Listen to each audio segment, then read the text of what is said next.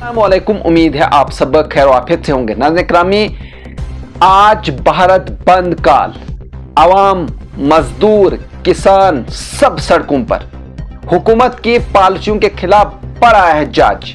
आप देख रहे हैं ये एम न्यूज का सोशल मीडिया प्लेटफॉर्म और मैं हूं आपके साथ मोहम्मद बाबर। आज पूरे हिंदुस्तान में एक बड़ा बंद मनाया जा रहा है जिसे भारत बंद कहा जा रहा है।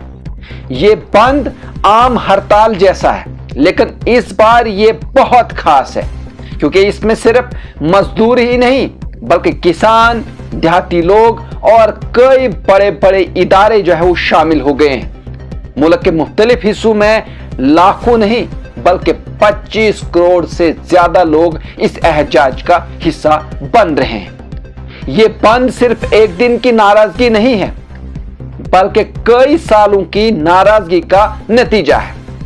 मजदूर तंजीमों का कहना है कि हुकूमत ने इनकी बातें सुनी ही नहीं, इनके हुकूक छीन लिए, काम का वक्त बढ़ा दिया और तनख्वाहें नहीं बढ़ाई।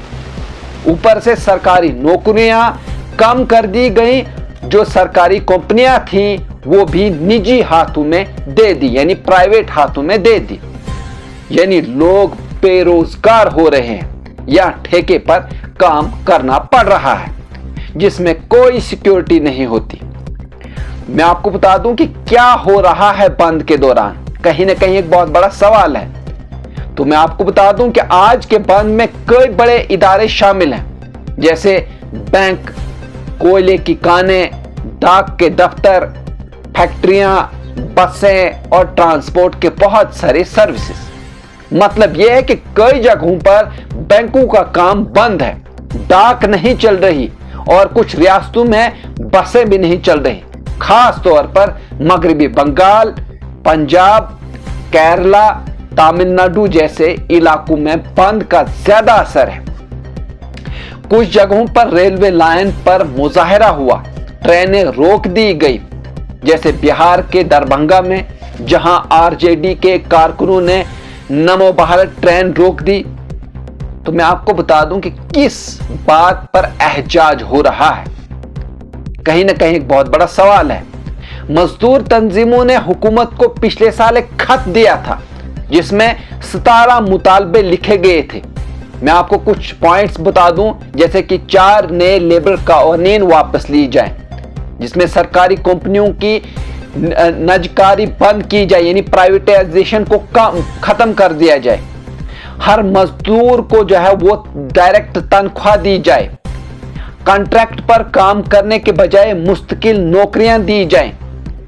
मजदूरों के मसाइल पर बात करने के लिए लेबर कॉन्फ्रेंस दोबारा शुरू की जाए। लेकिन मजदूरों का कहना है कि हुकूमत ने इनमें से किसी भी बात पर संजीदगी से काम नहीं किया, उल्टा कारपोरेट कंपनियों को फायदा पहुंचाने के लिए नई स्कीमें निकाल दी गई, जबकि आम आदमी महंगाई, बेरोजगारी और कम उजरत में पिस रहा है। किसान भी नाराज हैं। वो क्यों बंद में शामिल हुए? तो मैं आपको बता दूं, किसान तंजीमों ने भी इस बंद में साथ दिया है। इनका कहना है कि हुकूमत की पॉलिसियों ने गांव वालों को भी बर्बाद कर दिया है। खाद महंगी हो गई, बिजली का बिल बढ़ गया और इनकी फसलों की कीमत नहीं मिल रही। देहात में रोजगार नहीं है और जो स्कीमें पहले मदद करती थी इनमें भी कटौती कर दी गई। किसानों का कहना है कि हुकूमत सिर्फ अमीरों के लिए काम कर रही है, गरीबों को भूल गई है। मुंबई जैसे शहरों में क्या हालात हैं? तो मैं आपको बता दूं, मुंबई में बंद का असर ज्यादा नहीं है। वहां के निजी दफातर, मार्केट, दुकानें और होटल खुले हुए हैं। अलबत्ता कुछ कंपनियों ने एहतियात के तौर पर अपने मुलाजमीन को वर्कर फ्रॉम होम की सहूलत जो है वो दी है। तालीमी इदारे खुले हैं, लेकिन बसें या ट्रेनें अगर मुतासिर हुई तो बच्चों की हाजिरी कम हो सकती है। वहीं मैं आपको बता दूं कि लोगों का क्या कहना है। तो बंद में शामिल लोग कह रहे हैं कि ये सिर्फ एक हड़ताल नहीं बल्कि एक वार्निंग है। अगर हुकूमत ने अब भी मजदूरों और किसानों की बात न सुनी तो आने वाले दिनों में एहजाज और भी बढ़ेगा। लोग हुकूमत से इंसाफ, रोजगार, बेहतर तनख्वाहें और इज्जत से जीने का हक मांग रहे हैं। आखिर में मैं आपको बता दूं कि ये भारत बंद सिर्फ सरकार की पॉलिसियों के खिलाफ गुस्सा नहीं, बल्कि एक संजीदा पैगाम है।